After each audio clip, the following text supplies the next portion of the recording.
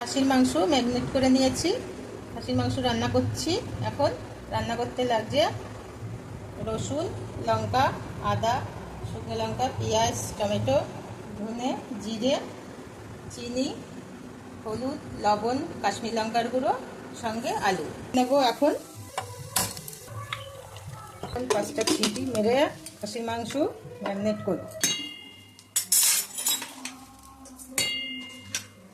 ধনে, শুকনো লঙ্কা, আদা, কাঁচা লঙ্কা, রসুন দিয়ে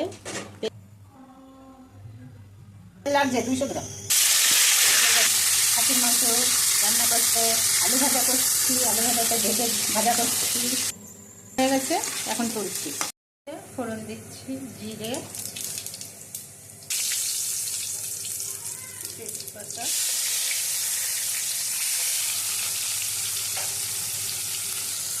খাদিম লবণ, ভাজা হবে, নরম হবে তরকারি হয়ে গেছে। খাসির মাংস রান্না। এবার আমি এতে মশলা দিচ্ছি, লবণ, কাশ্মীর লঙ্কার গুঁড়ো, একটু হলুদ, একটু চিনি,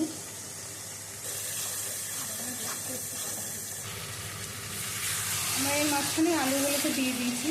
আলুগুলোকে দিয়ে এবার কষিয়ে নেবো, নাহলে পরে শুকোতে চাইবে না। হয়ে গেছে কষা। এখন মাংসটা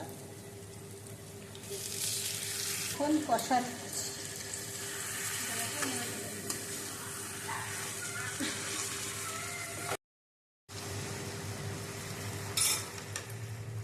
এখন জল দিয়ে দিয়েছি।